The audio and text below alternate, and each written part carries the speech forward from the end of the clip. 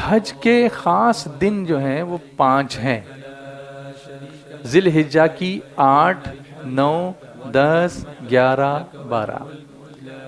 8 تاریخ کو کیا کہتے ہیں؟ چلیے میں بتاتا ہوں۔ 8 تاریخ کو کہتے ہیں یوم الترویہ، بولیے۔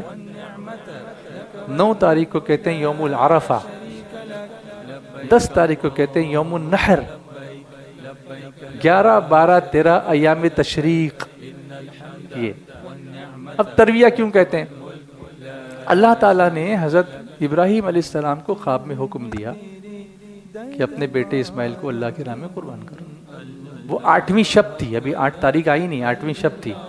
صبح ابراہیم علیہ السلام اٹھے اور سوچ میں پڑ گئے کہ یہ جو خواب دیکھا ہے یہ خواب اللہ کی طرف سے ہے یا کوئی وسوسہ تو نہیں ہے؟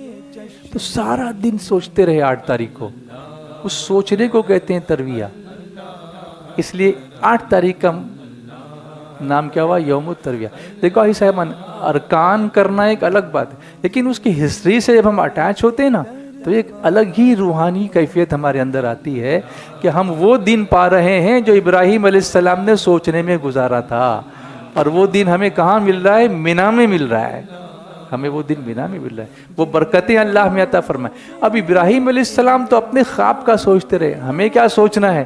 اللہ تجھ کو کیسے راضی کریں، تیرے حبیب کو کیسے راضی کریں۔ یہ نہیں سوچنا ہے کہ وہ معلم کا آدمی بریانی لے کر آیا تھا، مجھے نہیں ملا پیکٹ۔ یہ نہیں سوچنا ہے کہ وہ لبن باہر تقسیم ہو رہا تھا اور یا میرے کو تو دیا ہی نہیں کسی نے۔ یہ سوچنے میں اپنے حج کو لگانا نہیں ہے، بلکہ اللہ تو کیسے راضی ہوگا، میں اور کیا کر سکتا ہوں، میں تلاوت کیسے کر سکتا ہوں، میں لبیک کتنا پڑھ سکتا ہوں، میں درود کتنا پڑھ سکتا ہوں، میں اللہ کی بارگاہ میں استغفار کتنا کر سکتا ہوں، دعائیں کتنی کر سکتا ہوں۔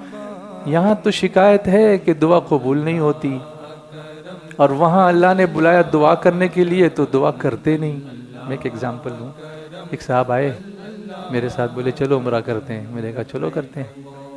اب وہ بیچ میں بچھڑ گئے رش میں، اور جب میں ہوٹل پہ پہنچا تو سوئے ہوئے ہیں، خراٹے لے رہے ہیں۔ تو میں نے کہا یا اللہ یہ آدمی گیا کب، آیا کب؟ جب جاگے تو میں نے کہا بھائی صاحب میں تو اب بھی آ رہا ہوں، آپ کب آئے؟ ارے میرا تو 1 گھنٹے میں سب ہو گیا بھائی۔ تو تم نے کیا کیا؟ ارے پھٹافٹ طواف کیا اور جھٹا جھٹ صحیح کیا، بس اپنا تو ہو گیا۔ میں نے کہا اللہ کے بندے جتنا ٹائم وہاں لگاتا اتنا رب کی رحمت کو زیادہ پاتا۔ صفا پر کھڑے ہو کے دعا کر لیتا، مروہ پہ کھڑے ہو کے دعا کر لیتا، طواف کے بعد جا کر کے مقام ابراہیم پہ کھڑا ہو جاتا، طواف میں ذرا زیادہ ٹائم لگاتا، اتنی تسبیح زیادہ ہو جاتی، اتنا درود زیادہ ہو جاتا۔ تو یہاں آیا ہے تو کیا کر رہا ہے تو آدمی کا کنسپٹ ہے میرا عمرہ تو پھٹافٹ ہو، اس میں لوگ دے ٹیک پرائیڈ کہ میرا عمرہ تو پھٹافٹ ہو گیا۔ اللہ کے بندو فٹافٹ مت کرو، آپ کچھ بھی نہیں کرو گے نا۔ حرم میں روزانہ 120 نیکیاں تقسیم ہوتی ہیں، اس میں سے 60 نیکیاں طواف کرنے والوں کے لیے، 40 نیکیاں نماز پڑھنے والوں کے لیے، اور 20 نیکیاں صرف کعبے کو دیکھنے والوں کے لیے ہوتی ہیں۔ اور حرم کی 1 نیکی 1 لاکھ کے برابر ہے، تو ایک نظر کعبے پہ پڑ گئی تو 20 لاکھ نیکیاں ہو جاتی ہیں۔ بتاؤ ہوٹل کی دیوار اچھی یا کعبے کی دیوار اچھی؟ تو کچھ نہیں تو بیٹھ جاؤ نا، بس کعبے کو دیکھتے رہو، بسم اللہ اللہ اکبر پڑھ کے اور تسبیح پڑھتے رہو بس۔